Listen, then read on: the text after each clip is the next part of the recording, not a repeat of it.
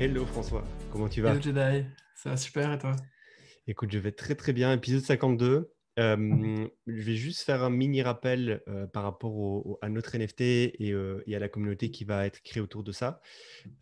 Toutes les personnes qui ont acheté un NFT, peu importe de quelle rareté de ce NFT ils ont acquéri, peuvent nous contacter pour rejoindre la communauté. Donc, ce qu'il faut faire, c'est nous envoyer simplement, alors vous pouvez le faire à moi, vous allez dans la description de cette vidéo ou sur Spotify, vous allez prendre mon Twitter, Anti-Inertia, et vous m'envoyez un petit message privé avec le même compte Twitter qui a le username, j'allais plutôt la refaire, avec le compte Twitter qui a le même username que sur Rarible. Donc, normalement, sur Rarible, la plateforme sur laquelle vous avez acheté notre NFT, vous pouvez changer votre username. Imaginons que vous vous appelez Poupous du 92 sur Twitter, mais il faut aussi vous appeler Poupous du 92 sur Rarible.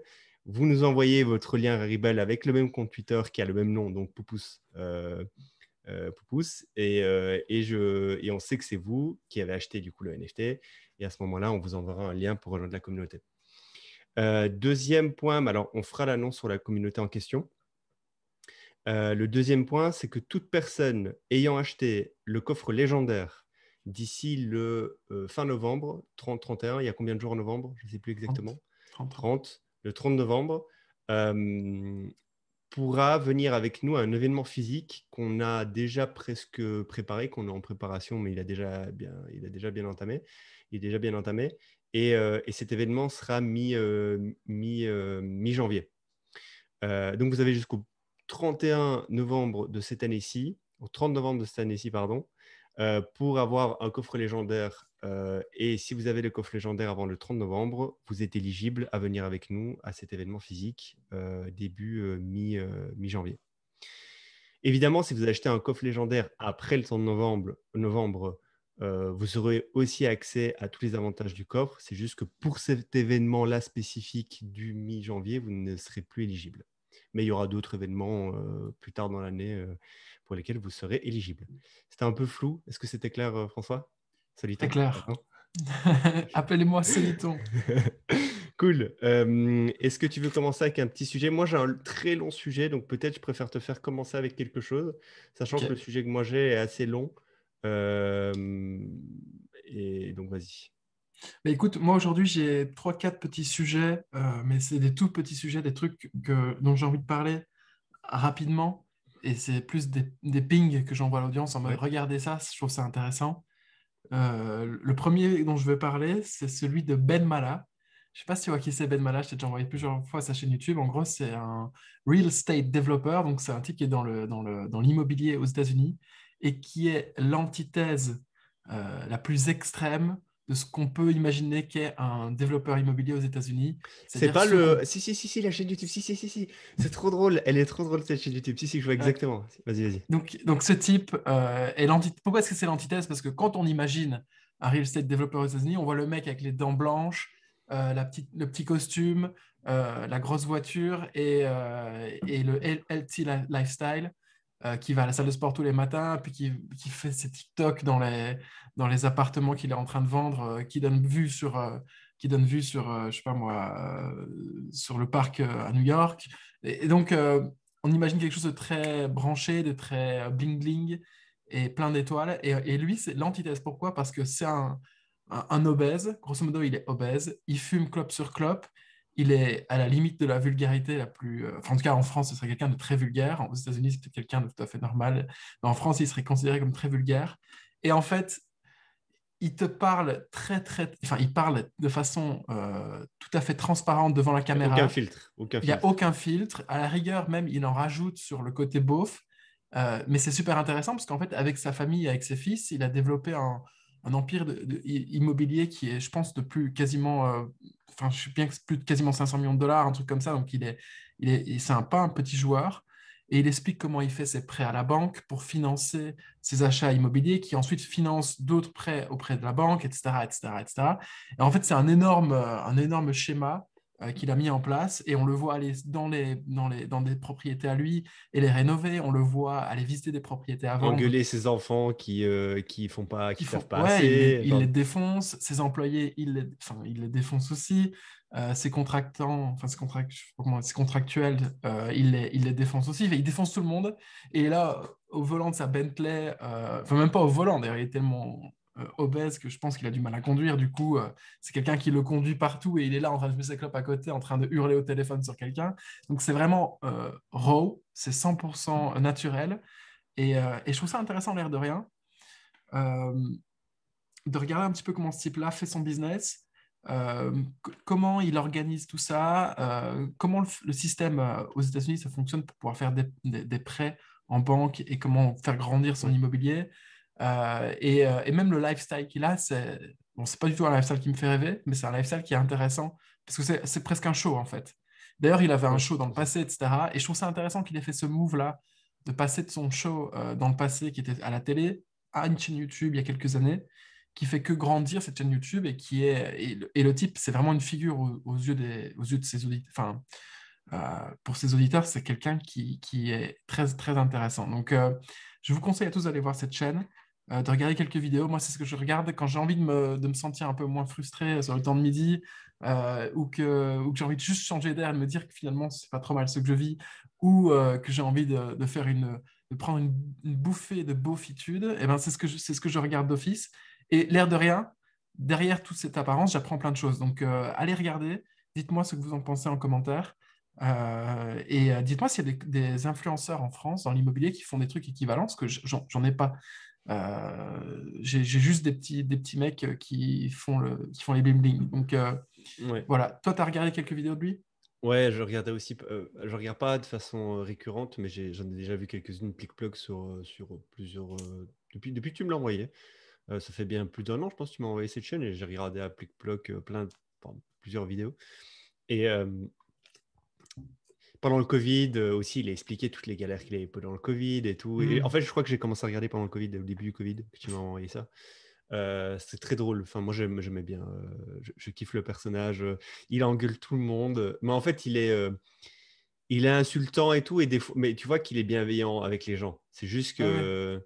C'est du second degré la plupart du C'est temps. ça, ouais. Mais C'est c'est du du second second degré degré. qui, si tu le prends au pied de la lettre, tu peux Ah vraiment le prendre ben, mal, quoi.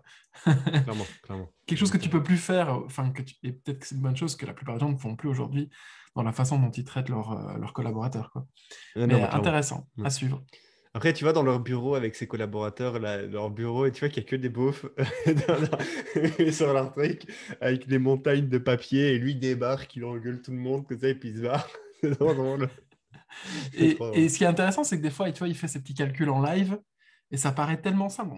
On dirait vraiment, le gars, il doit probablement être très intelligent, mais dans Ouais. la façon dont il réfléchit, son process, ses étapes pour savoir s'il investit ou pas, ça a l'air relativement doigt Ça tient sur une mouillé et feuille, quoi, Google même pas. Sheet. Ouais, c'est ça, Ouais, c'est c'est ça. une Google Sheet dans le meilleur des cas et dans le pire des cas, c'est vraiment une feuille blanche. Il fait, OK, je peux emprunter à 4%, je dois mettre autant d'apport, la banque va amener autant, la banque va demander autant d'intérêt. Ça veut dire que chaque année, je gagne autant sur cette propriété. Est-ce que j'achète ou est-ce que j'achète pas? Et ce qui est intéressant, c'est qu'il fait principalement, d'après ce que j'ai compris, ou en tout cas, c'est une de ses Il branches flippe, je pense, d'activité. principalement, non? Non, enfin, en tout cas, d'après ce que j'ai compris, c'est surtout de l'immobilier commercial. Donc, c'est-à-dire Oui, qu'il il y a ça, achète ouais, ouais, ouais. des grands centres commerciaux qui ont déjà des locataires à l'intérieur. Et lui, en fait, il est sûr il regarde un peu quelle est la tête des locataires, si c'est un business qui fonctionne ou qui ne fonctionne pas. Et comme ça, il est sûr, en fait, que derrière, c'est directement des rentrées de cash pour lui. L'immobilier commercial, c'est quelque chose que je ne connais pas très bien, tu vois. On connaît beaucoup l'immobilier de locataires, je ne sais pas comment on appelle ça, privé. Locatif. Locatif, ouais. Mais c'est aussi de l'immobilier locatif, mais c'est juste que c'est commercial, du coup. Je sais pas. Ouais, au Bon, bref. particulier, quoi. Ouais, je Ouais. vois. Donc c'est intéressant de voir aussi. Et ouais, il flippe des fois des maisons, il a des hôtels aussi. Ouais, des hôtels, ouais. Ouais. Avec un de ses fils détient un hôtel et c'est sa cible préférée. Parce que selon lui, il fait jamais bien les trucs. Ouais, parce qu'il passe des fois dans Ouais, l'hôtel et il est là en ça, il mode fait ses putain, mais t'as tours. pas fait ça, t'as pas fait Ouais. ça. Et du coup, le fils, il se fait défoncer. C'est trop drôle.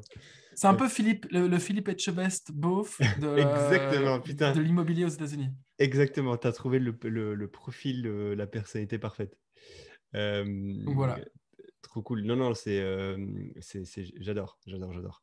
Est-ce que tu veux que je te raconte mon histoire ou elle est assez longue? C'est pas une histoire, c'est vous faire découvrir un business littéralement, mais c'est une petite histoire assez longue et c'est un ovni pour le moment. Tu veux que je t'en parle? Vas-y. Dis-moi, j'attends ton approbation pour en parler. C'est Vas-y. de Tiger Global. Je sais pas si je t'ai envoyé Ok. l'article. Est-ce que tu as eu le temps de le lire ou pas? J'ai pas lu Il est l'article, mais très merci. long, il est lourd, il est fastidieux. Donc, si tu l'as pas lu, tant mieux, je vais te le résumer. En gros, tu n'auras pas besoin de le lire. On le mettra quand même, on essaiera de le mettre en description. Mais là, en gros, je vais vous dire tout ce qu'il faut savoir sur l'article. Bon, Tiger Global, c'est un hedge fund. C'est un fonds d'investissement qui est en train de devenir le hedge fund le plus euh, puissant, connu et réputé dans le monde des startups, en Europe, en Asie, aux États-Unis.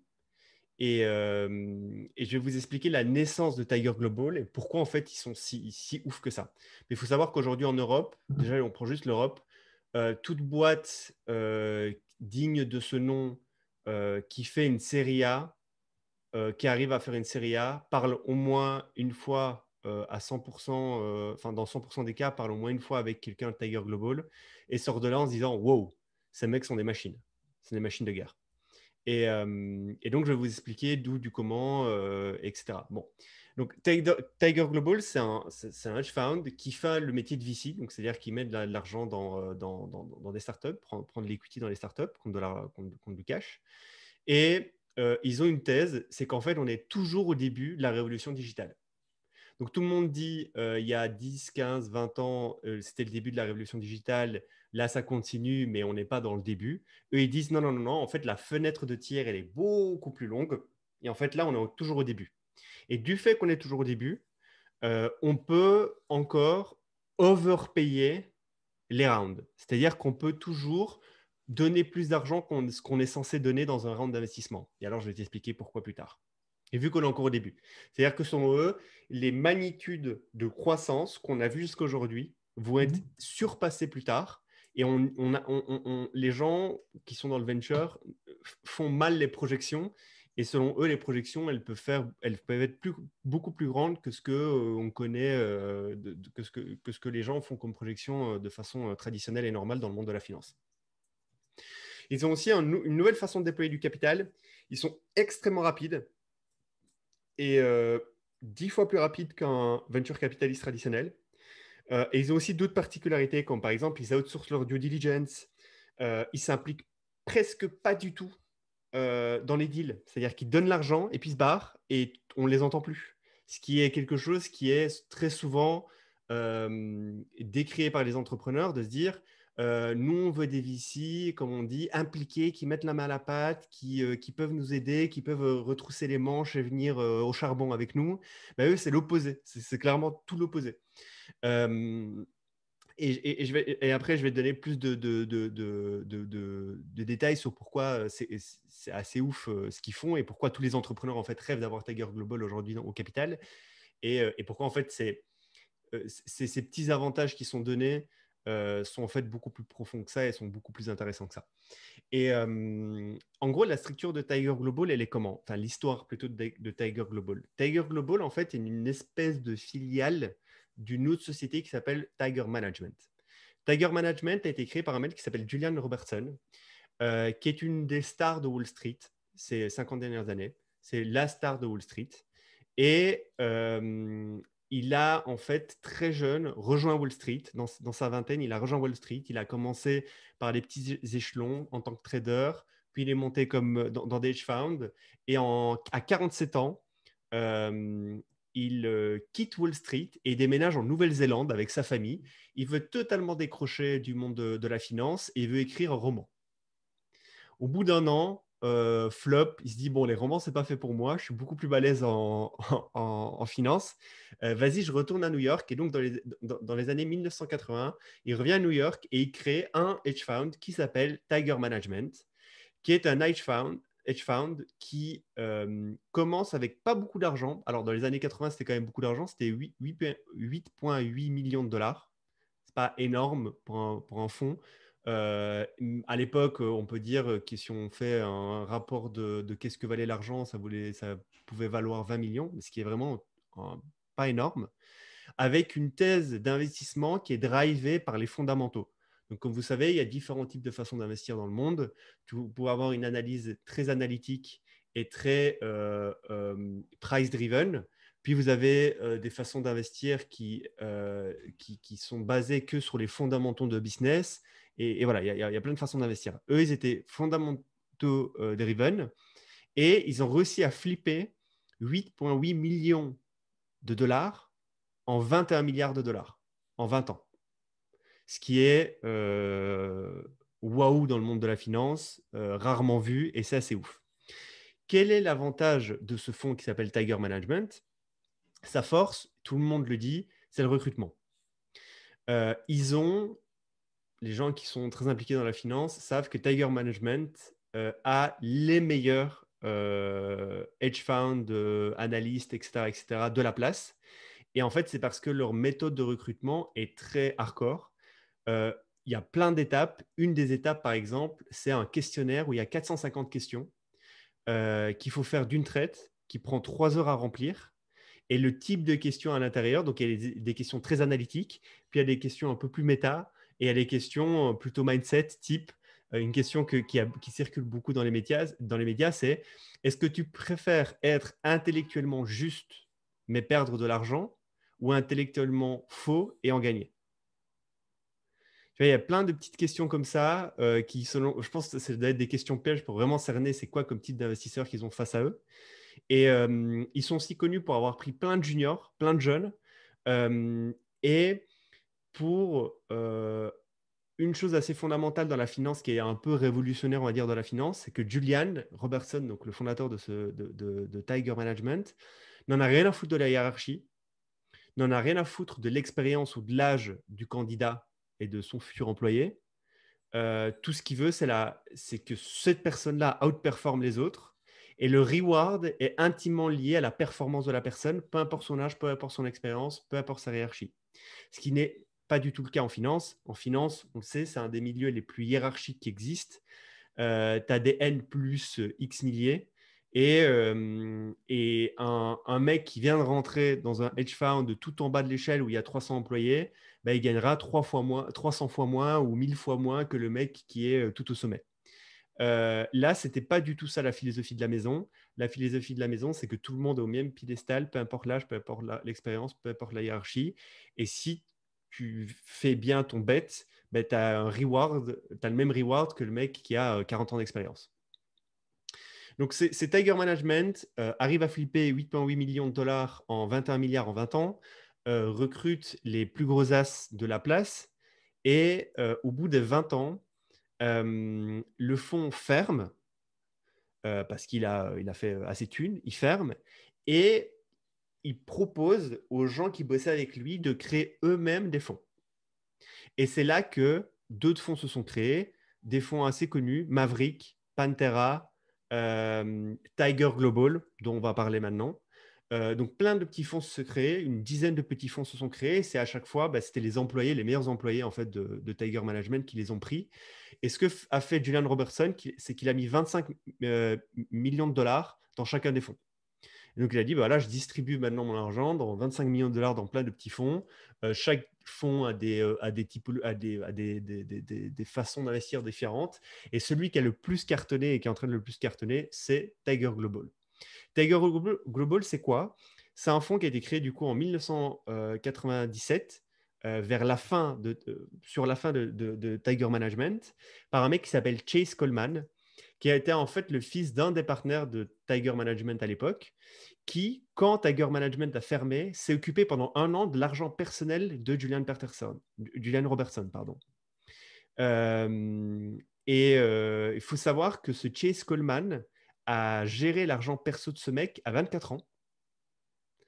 Et à 25 ans, Robertson, pardon, je confonds, lui a proposé de créer Tiger Tech, qui ensuite sera renommé Tiger Global, et de mettre 25 millions pour commencer Tiger Tech, qui aura comme focus principal d'investir dans les tech stocks des États-Unis. Donc, que dans de la bourse américaine, focus sur des boîtes tech, des hyper-growth stocks. Assez ouf. Tu as 25 ans, tu te vois te donner 25 millions de dollars et tu es à la tête d'un fonds et vas-y, débrouille-toi. Je trouve ça ouf, tu vois. C'est des histoires comme ça, c'est pas que dans les films, c'est pas quand dans le Loup de Wall Street qu'on entend ce genre de choses, tu vois. Cette boîte-là, donc au début, faisait des tech stocks publics aux États-Unis. Et ensuite, tout doucement, a commencé à aller dans le privé. Ce fameux Chase Coleman de 25 ans a commencé à recruter une équipe. Il a recruté des as de la finance et ils ont fait des super bons investissements. Mail.ru, Maktub, DangDang, Zynga, LinkedIn, Flipkart. Donc, ils ont vraiment fait des top deals. Et la principale critique qu'on donnait au fonds Tiger Tech, qui a après été renommé Tiger Global, donc je vais l'appeler Tiger Global, c'est que Tiger overpayait les deals. Et du coup, du fait qu'ils overpayaient les deals, ils passaient toujours en priorité sur les term sheets. C'est une grosse critique que le monde du VC leur faisait. C'est oui, mais vous payez beaucoup, beaucoup trop. Du coup, ça permettait de passer toujours en priorité. Ce n'est pas quelque chose qui est toujours bien vu dans l'écosystème des VC. De 2000 à 2010, ils ont fait que 30 deals, pas beaucoup, sur 10 ans, mais c'est ce qu'un fonds traditionnel fait. Un fonds, des fonds qu'on connaît font, ne font pas énormément de deals. En Tu, tu, 2021, vas-y. tu sais à quel moment ils rentrent dans les fonds? Enfin, dans les startups? C'est Si des série séries A? A, si des Seulement séries A, si ils des font les séries deux. A. Ouais. Ok, À ce moment-là, à ce moment-là. ok. En 2021, jusqu'à aujourd'hui, là, donc on n'est pas encore fin de l'année, ils ont fait 286 deals. Juste dans l'année là. Donc ça vous donne un ordre d'idée. En 10 ans, ils font 30 deals. En un an, ils font 10 fois ça, ils font presque 300 deals. Vous allez me dire, non mais ok, mais c'est quoi le truc de ouf qu'ils ont? Pourquoi ils sont incroyables? Qu'est-ce qu'ils ont? Bon, un des avantages principaux de Tiger Global, c'est que Tiger Global, alors j'ai eu un peu du mal à comprendre la structure des chiffres et c'est pour ça aussi que je mettrai l'article, déploie 3 fois plus vite de l'argent que tous les autres fonds du monde. En gros, ce qu'ils font, c'est que l'IRR, qui est en fait le rendement annuel qu'ils peuvent avoir sur le fonds, est en général 10% plus petit que ce qu'un fonds traditionnel peut avoir. Un fonds traditionnel arrive à avoir 30% de retour sur investissement, alors qu'eux arrivent à en faire 20, des fois 25% par an. Le truc, c'est qu'ils déploient beaucoup, beaucoup plus de cash et 3 fois plus vite. Ce qui fait que leurs investissements sont condensés sur une période de temps, ce qui fait que par an, même si le rendement est plus bas, leur LP, au final, gagne plus d'argent tous les ans. Du coup, ils attirent les plus gros LP qui mettent les plus gros tickets. Et du coup, ça leur permet d'avoir beaucoup, beaucoup, beaucoup, beaucoup de cash. Et c'est ce que les LP adorent parce que chaque année, ils peuvent avoir plus d'argent qui est déployé 3 fois plus vite et dans 3 fois plus vite de boîtes. Un autre avantage de Tiger Global, c'est que Tiger achète ses leads, pardon. Il achète ses leads. C'est-à-dire quoi? Ça veut dire que un des trucs les plus durs que les VC ont, il y a deux choses que les VC détestent, c'est ne pas être au courant des deals.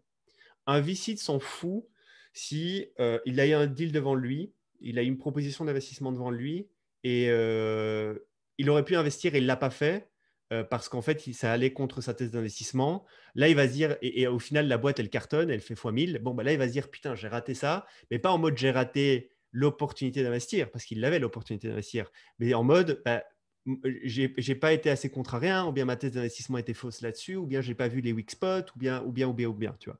Par contre, quelque chose qu'il déteste, c'est ne pas voir les deals devant sa table. C'est-à-dire ne pas savoir ce qui se passe sur le marché. C'est pour ça que tous les VC parlent tout le temps à tout le monde. C'est parce qu'en fait, ils veulent du signal. Ils veulent du signal et ils ont besoin d'une masse de signal. Ce que Tiger fait, c'est qu'ils mettent 25 millions dans tous les petits fonds VC du monde. Donc, dès qu'il y a un nouveau fonds qui se lève, ce fonds, il va faire quoi? Il va chercher, il va aller contacter plein d'autres investisseurs, leur dire est-ce que ou de grandes familles ou d'autres gros fonds comme Tiger, est-ce que vous voulez mettre chez moi? Eux, d'office, ils mettent 25 millions. Ce qui leur permet d'avoir les signaux faibles que tous ces petits fonds arrivent à voir partout dans le monde. Donc, de une, ils arrivent à capter tous les signaux faibles et donc forcément, ils voient tous les deals. De deux, ils ont aussi une très, très grosse réputation d'être les investisseurs les plus rapides de la place. Je vais vous expliquer par quoi les plus rapides. Et deuxième chose, ils payent des centaines de millions de dollars des boîtes de consulting, Bain et d'autres, pour faire du scouting de marché spécifique. Par exemple, ils vont dire, nous, là, on va se focus sur le Web3. Je veux savoir, Bain, je te donne 100 millions cette année et je veux savoir que tu me dises exactement tout ce qui se passe dans le Web3 et que tu me dises exactement qui je dois pinguer à quel moment pour avoir accès à tel deal. Donc, en fait, c'est des boîtes de consultance qui bossent pour eux. Ce qui, normalement, est une ressource interne. En général, tu prends des deal sourceurs en interne, c'est des jeunes analystes ou autres. Eux, ils outsourcent toute cette partie-là. Ils outsourcent pas que cette partie-là, ils outsourcent aussi la due diligence.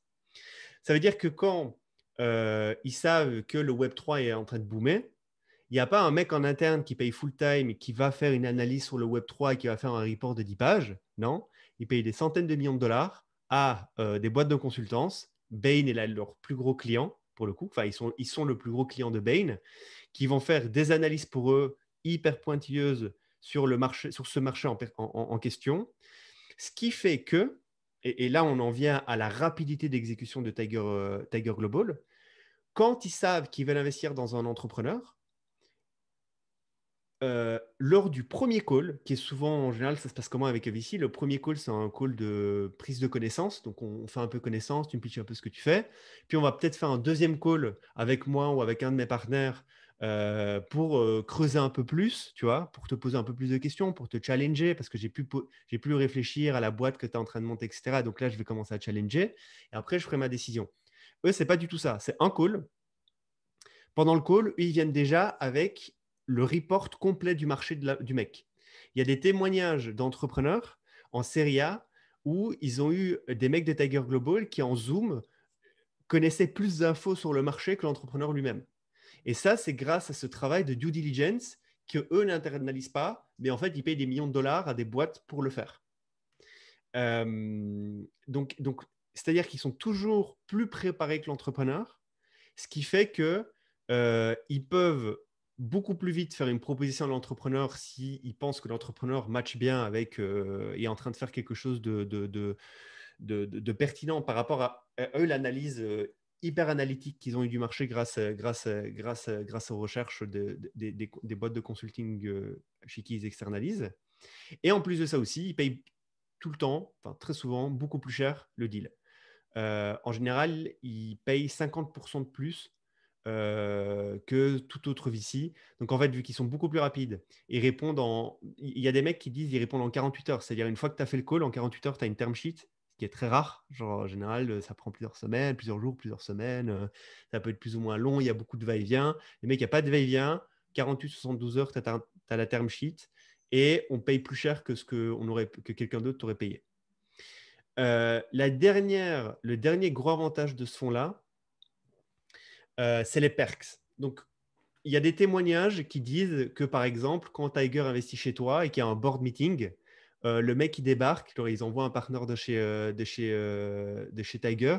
Le mec qui débarque, il est sur son tel, il ne te regarde même pas, il ne parle même pas pendant la réunion et puis il se barre. Il ne sert à rien, tu vois. En mode, ils disent, ils ne sont pas in zone du tout, ils ne servent à rien. Par contre, ils servent à quelque chose qui est incroyable. C'est que quand tu veux expand ta boîte, donc quand tu veux attaquer des nouveaux marchés, ils vont être hyper importants. Pourquoi? Et souvent, ils vont être game changer parce qu'en fait, ils vont externaliser aussi ce taf-là aux boîtes de consulting avec qui ils sont partenaires.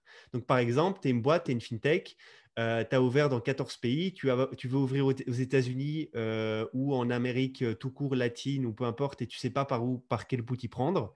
Tu leur dis, et eux commissionnent Bain dessus en mode, OK, on te donne tous les chiffres de la boîte, tu me fais une analyse complète de quels doivent être les 18 prochains mois de la boîte en termes d'expansion.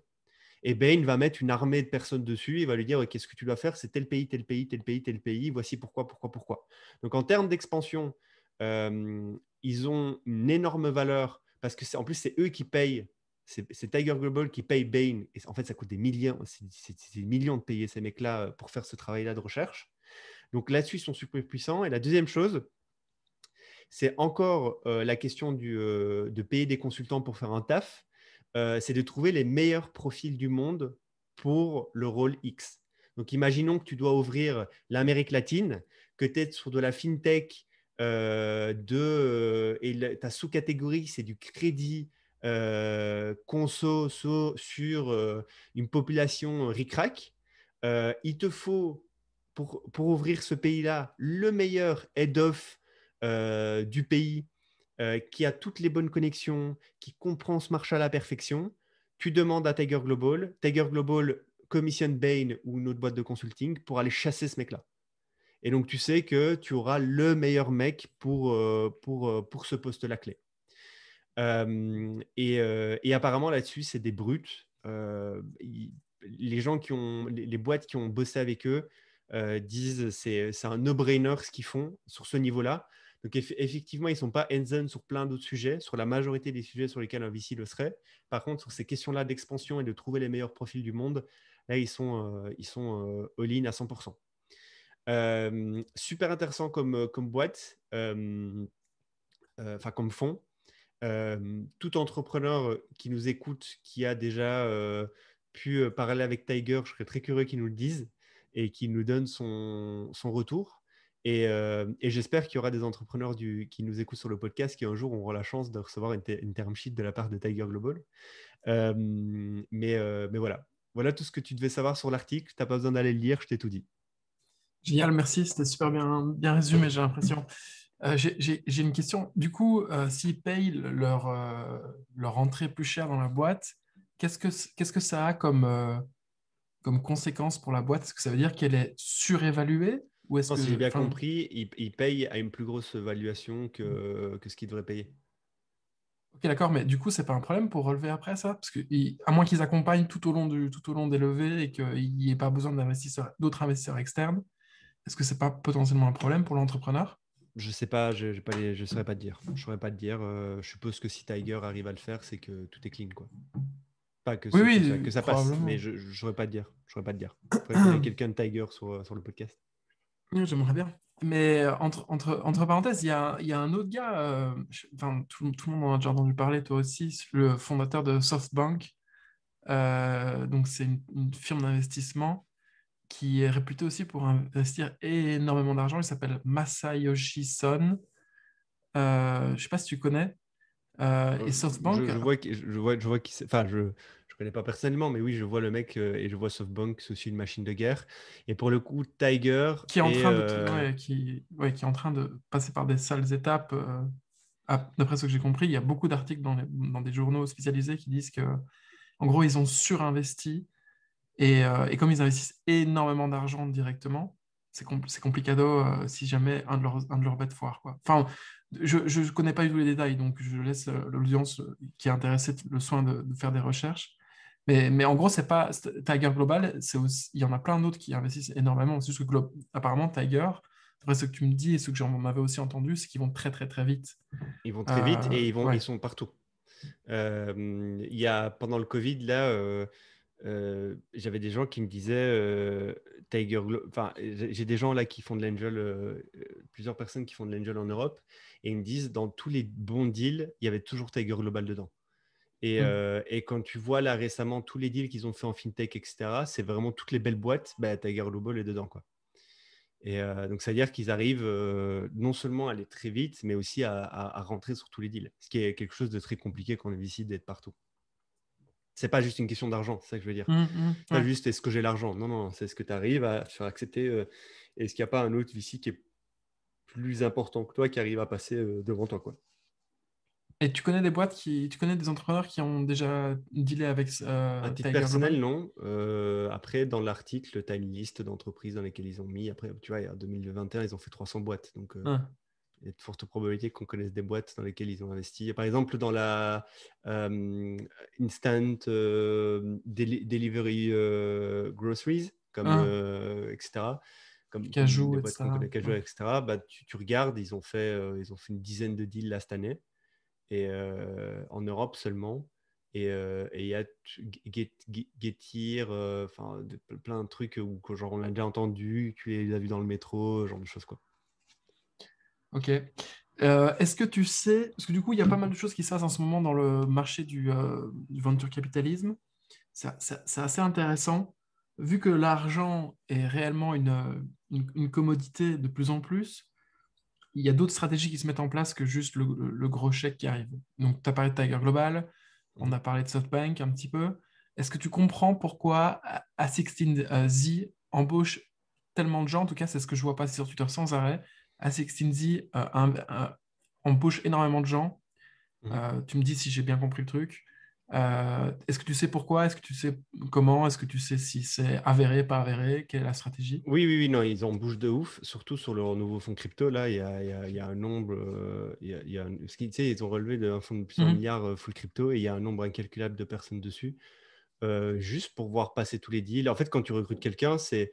euh, il y a, Donc, eux, ils internalisent, contrairement à Tiger Global qui externalise. Donc, c'est ouais, pour ça voilà. qu'ils Oui, oui, ils embaucheraient. oui, OK. oui, il y a ça. Et donc, tu embauches quelqu'un pour plusieurs raisons. Soit tu l'embauches pour son réseau, soit tu l'embauches parce qu'il est, donc ça veut dire qu'il est immiscé dans certains réseaux dont toi, pour lesquels toi, tu n'as pas accès, soit parce qu'il est ultra smart et qu'il a une capacité d'analyse qui est supérieure à la moyenne. Et c'est pour ces deux choses-là que tu le recrutes. Et les gens de Anderson enfin, les nouvelles recrues sont apparemment match un des deux ou des deux de ces critères-là, quoi. Il y a C'est beaucoup de nice. très jeunes, très très très très jeunes, dans le dernier fonds, là, dans le nouveau fonds crypto de Horowitz, il y a plein de jeunes, je ne sais pas si tu as vu, enfin, je ne sais pas si vous avez passé, des gens qui viennent de terminer leurs études, Harvard, Oxford, etc., qui sont très souvent well connected avec des têtes de ce monde très jeunes qui vont certainement jump en Web3. Et donc, tu comprends en fait pourquoi ils les recrutent. C'est parce que c'est des mecs, les prochaines billions, c'est des potes de ces gens-là, en fait, de ces jeunes mecs qui viennent de sortir de ces écoles-là. Donc, donc, ouais.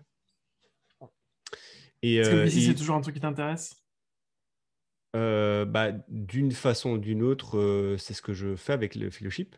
Ouais, c'est vrai. C'est un peu, c'est pas le taf de VC à proprement parler, mais c'est un dérivé. Donc oui, clairement, clairement. C'est super comme taf. C'est-à-dire que tu t'investis dans des gens qui techniquement travaillent à ta place, quoi. C'est vrai. C'est ça.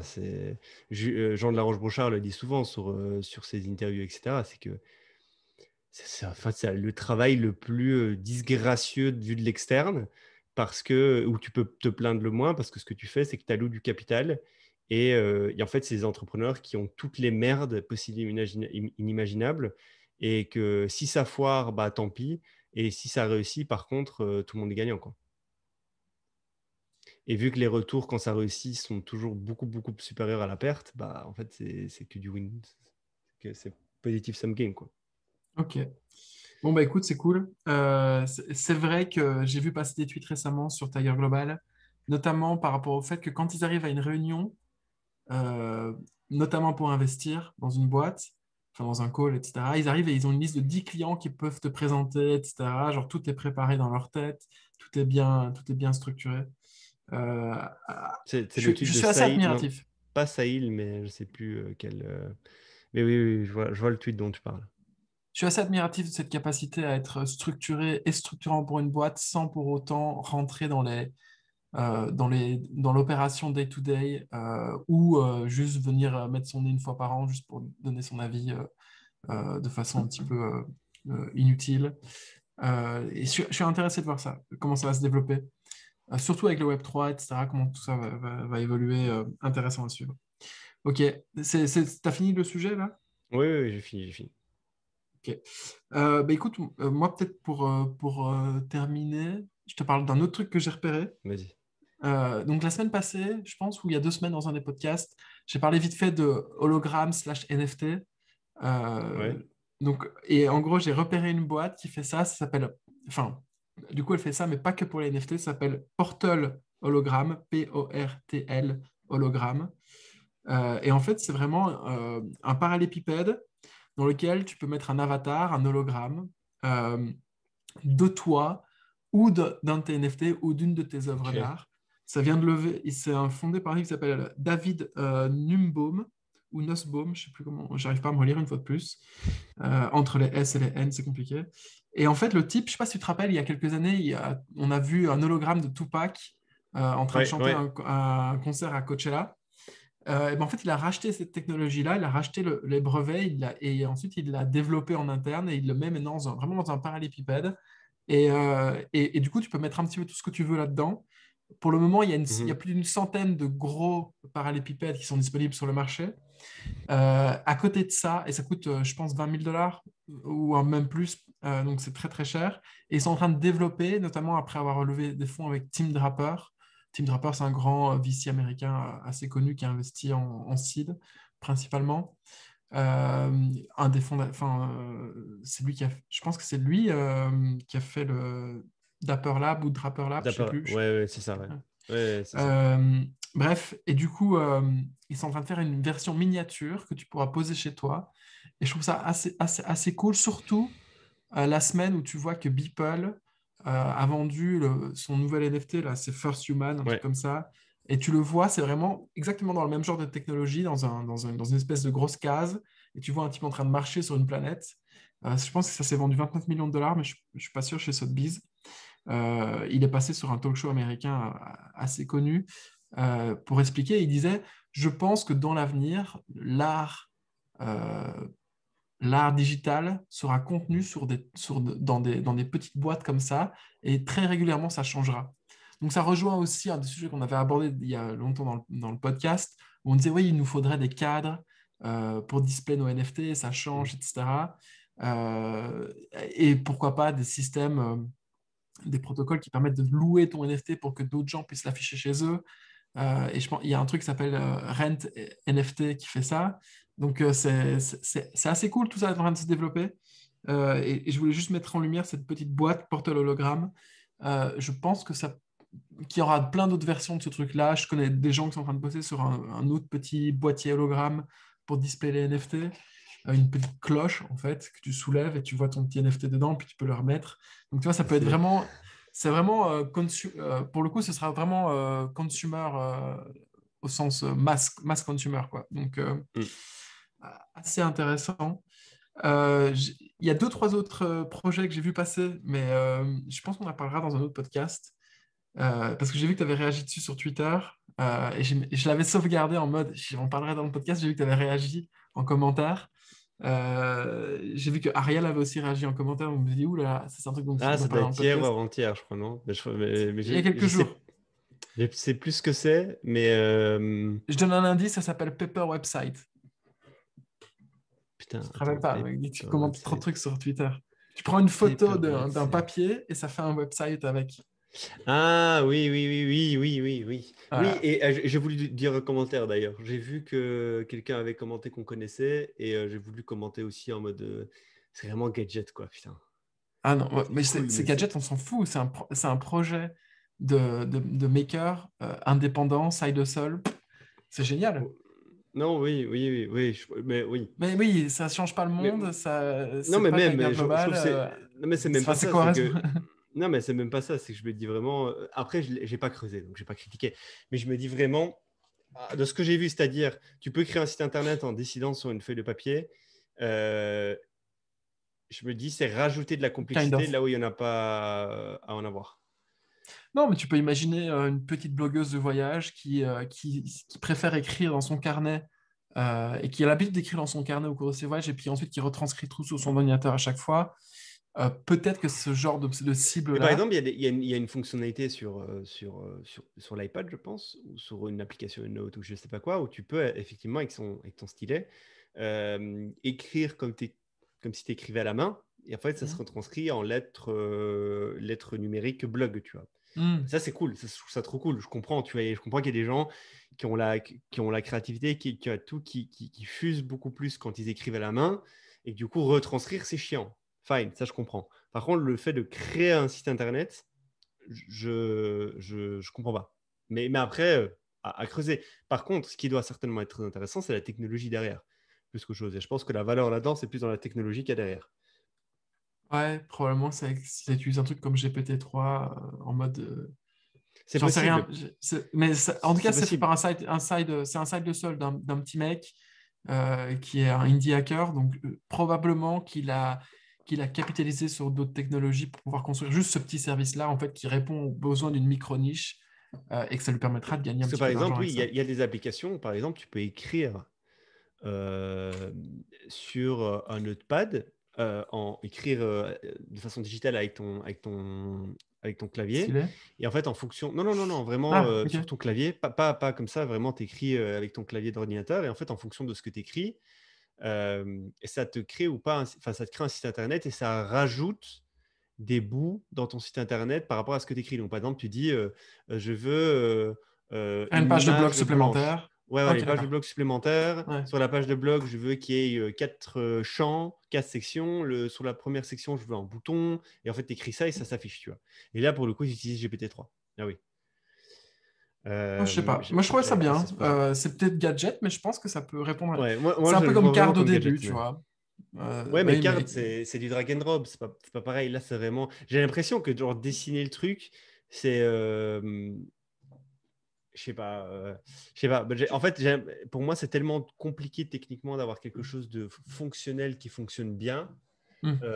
qu'en fait, ça rajoute une complexité dans le processus. Et d'après ce que j'ai compris, tu fais pas ton design. En fait, c'est vraiment principalement pour le contenu. Mais j'ai peut-être Ah, ok. pas. Ben, c'est peut-être moi aussi qui, tu vois, Hmm, a priori, j'en ai plein quand je hmm. vois un truc comme ça passer. Donc, il faudrait que je creuse. Bah, tu creuseras et tu m'en parleras. Ouais, on verra. Si c'est intéressant, je verrai. Ok, d'accord. Bon, bah écoute, cool. Je te parlerai d'autres trucs la prochaine fois. Que doivent faire les auditeurs? Les auditeurs, ceux qui nous aiment toujours et qui sont en grand nombre, n'hésitez pas à liker, partager et commenter notre vidéo YouTube, mettre 5 étoiles sur Apple Podcast, vous abonner, mettre la petite cloche sur Spotify. En fait, ça nous fait mieux ranker sur l'algorithme YouTube. Il y a pas mal de changements qui vont arriver, je pense, sur YouTube dans les prochains mois. On travaille un peu là-dessus avec Jedi en parallèle de la création du contenu. Et une fois de plus, n'hésitez pas à contacter Jedi sur Twitter avec votre username rarible qui doit correspondre à votre username sur Twitter pour qu'on puisse vous ajouter dans un Discord dans lequel on partagera Exactement. des infos sur ce fameux week-end de mi-janvier qui s'annonce enfin, plutôt bien. Je suis assez content. Rocambolesque. Non, je suis assez content. Je pense qu'il y a moyen de faire un truc cool et que ça va plaire aux gens qui y participeront. Je pense aussi, ouais. Et voilà. Et on va essayer de vous. Enfin, du coup, tout est réservé là, mais on va essayer de vous tenir au courant le plus vite possible pour que vous puissiez prendre les dispositions nécessaires pour vous rendre sur place, Vous libérez. Vous puisque rendre sur c'est place, hein. dans un endroit idyllique. Vous allez voir. C'est du secret pour le moment. Bon, je vous laisse. On vous laisse. Snapshot Bonne le journée à toi. 30. Snapshot le 30 novembre. Donc, il faut avoir le NFT légendaire avant le 30 pour être éligible. Voilà. Allez, je te laisse. Bonne journée à toi. Ciao. Ciao, ciao, mec.